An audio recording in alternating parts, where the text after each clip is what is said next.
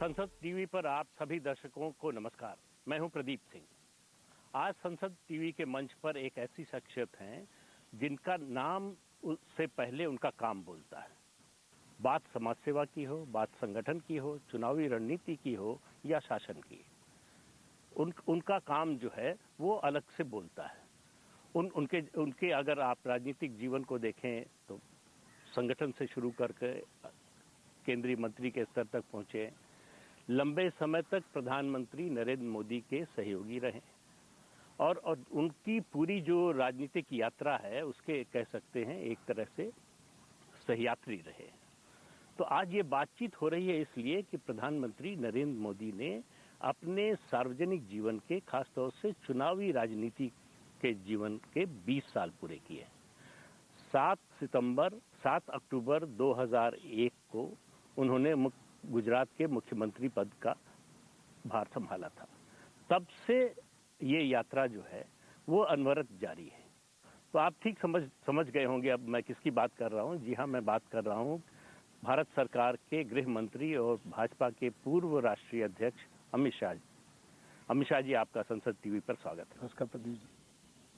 आपने प्रधानमंत्री नरेंद्र मोदी को एक स्वयंसेवक के रूप में देखा, फिर एक संगठनकर्ता के रूप में देखा, फिर एक राजनीतिक कार्यकर्ता के रूप में देखा, मुख्यमंत्री के रूप में देखा, प्रधानमंत्री के रूप में देखा और विश्व नेता बनते हुए देखा। इस दौरान कई पड़ाव आए होंगे, कई उतार चढ़ाव आए होंगे। कौन सी ऐसी बात, कौन सा ऐसा मुद्दा, कौन सा ऐसा समय आया जो आपको लगा कि उनके लिए सबसे चुनौतीपूर्ण रहा? देखिए, मोदी जी के जीवन के कुल मिलाकर सार्वजनिक जीवन में आने के बाद 3 हिस्से किए जा सकते हैं। एक तो भारतीय जनता पार्टी में आने के बाद की मैं बात करता हूँ जी। भारतीय जनता पार्टी में आने के बाद का उनका पहला कालखंड एक दृष्टि से बनाए तो वो संगठनात्मक काम का था। दूसरा कालखंड उनके मुख्यमंत्री के उनके तत्वाधान में गुजरात में वो मुख्यमंत्री रहे और एक काम हुआ। और तीसरा राष्ट्रीय राजनीति में आकर वो प्रधानमंत्री बने। ये 3 हिस्सों में उनके सार्वजनिक जीवन को बांटा जा सकता है। ये तीनों बेहद चुनौतीपूर्ण अपने आप में रहे। जैसे जब उनको भारतीय जनता पार्टी में भेजा गया, वो आए, संगठन मंत्री बने। उस वक्त भारतीय जनता पार्टी की स्थिति खस्ता हाल थी।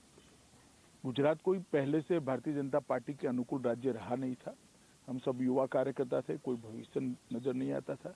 जब भाजपा के लिए बात करते थे या ज्वाइन हुए थे, हमारे प्रोफेसर हमें डांटते थे, कहाँ गलत रास्ते पे चले गए हो।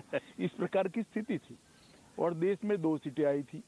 तब मोदी जी भारतीय जनता पार्टी गुजरात के संगठन मंत्री बने और 87 से उन्होंने संगठन को संभाला और संगठन के माध्यम से एक पक्ष की विश्वसनीयता कैसे जनमानस में बनाई जा सकती है उसका उत्कृष्ट उदाहरण करा। 87 में आने के बाद सबसे पहला चुनाव आया अहमदाबाद म्युनिसिपल कॉरपोरेशन का। पहली बार भारतीय जनता पार्टी अपने बूते पर कॉरपोरेशन में सत्ता में आई। उनके संगठन मंत्री बनने के महज 1 साल के अंदर। और उसके बाद में भारतीय जनता पार्टी की यात्रा शुरू हुई। 90 में हम हिस्सेदारी में सरकार में आए, 50-50% की हिस्सेदारी थी। 95 में पूर्ण बहुमत में आए और वहां से भारतीय जनता पार्टी आज तक पीछे मुड़कर नहीं देखा है। कल भी जो चुनाव हुए उसमें हम लगभग 95% स्वीप कर गए। तो सबसे बड़ा चैलेंजिंग काम उनका उस वक्त था कि गुजरात में भारतीय जनता पार्टी का कमल खिलाना। उस वक्त उन्होंने कठोर परिश्रम, बारीक आयोजन और इम्प्लीमेंटेशन के लिए एक दृढ़ता, ये तीनों के कारण उन्होंने भारतीय जनता पार्टी को खड़ा किया। और एक मैं अभी भी मानता हूँ मल्टी पार्टी डेमोक्रेटिक सिस्टम में बहुत सारी पार्टियां है और होनी भी चाहिए। सबने गुजरात के संगठन के मॉडल का स्टडी करने जैसा है जो मोदी जी ने उस वक्त बनाया था।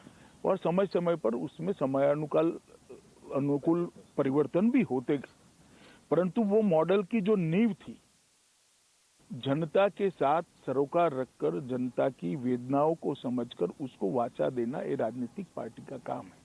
जब विपक्ष में होते हैं तो आंदोलन के माध्यम से उसको वाचा देते हैं और जब सत्ता में आते हैं तो सरकार की नीति और कार्यक्रमों के माध्यम से उसका रास्ता ढूंढना, उसको हल निकालना और वो वेदना को कम करना या तो निरस्त करना।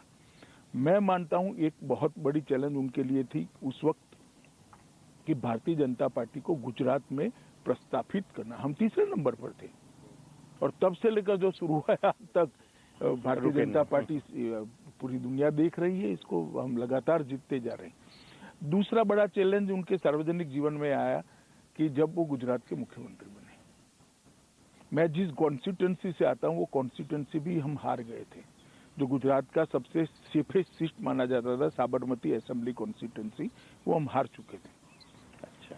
बड़ा भूकंप आया था, सारे कॉरपोरेशन के चुनाव, जिला पंचायत के चुनाव, तहसील पंचायत के चुनाव कांग्रेस स्वीप कर गई थी।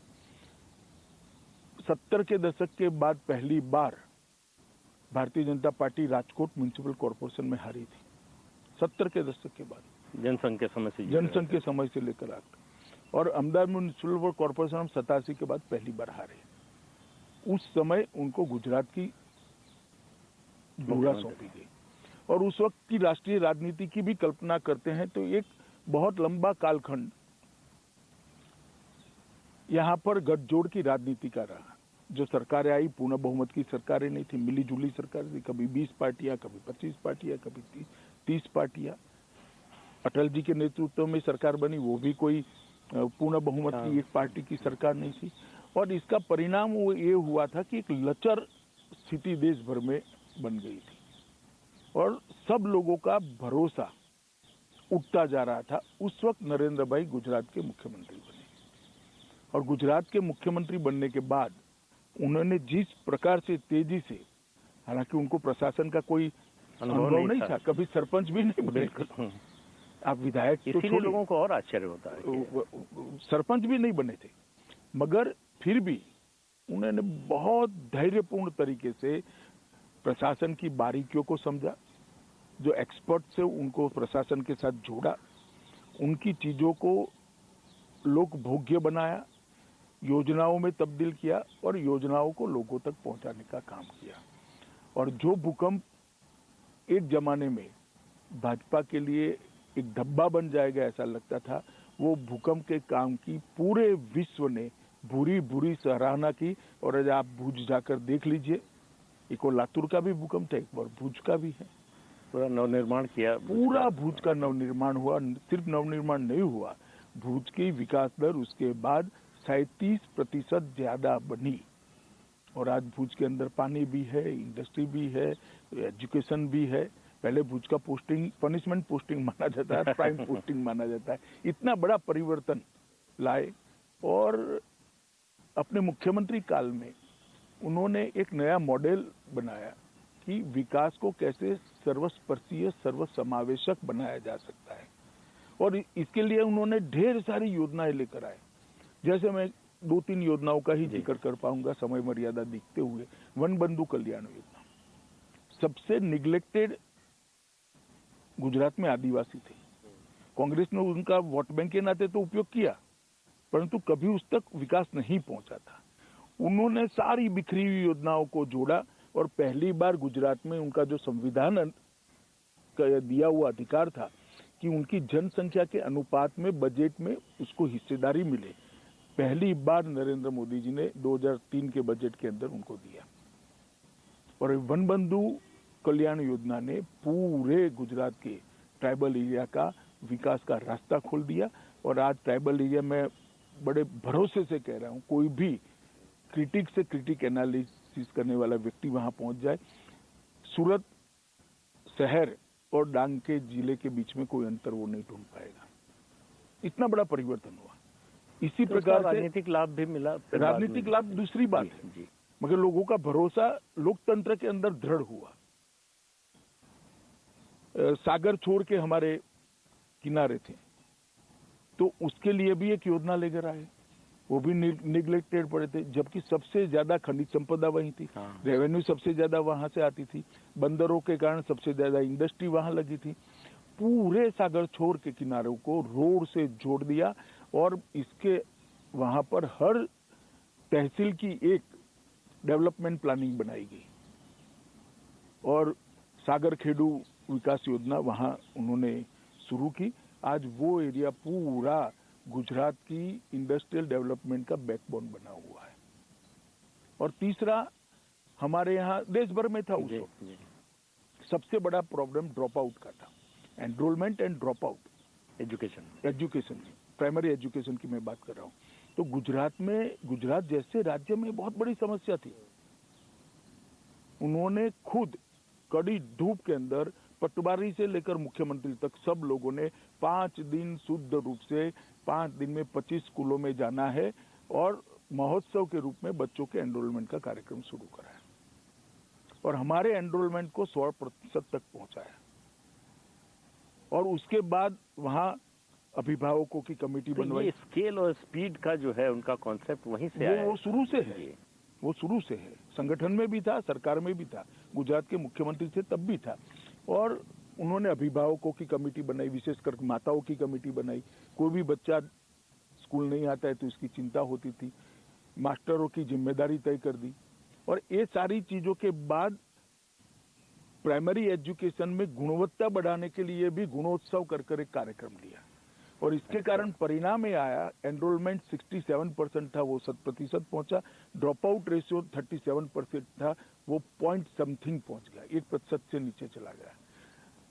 अब इसका इवैल्यूएशन कोई करेगा तो मालूम पड़ेगा कि देश के विकास में, गुजरात के विकास में इसका कंट्रीब्यूशन क्या हो सकता है। एक अनपढ़ आदमी देश पर कितना बड़ा बोझ बनता है, ना जो अपने संविधान के दिए हुए अधिकारों को जानता है, ना संविधान ने हमसे जो अपेक्षा करी है वो दायित्व को जानता है, वो कैसे एक अच्छा नागरिक बन सकता है।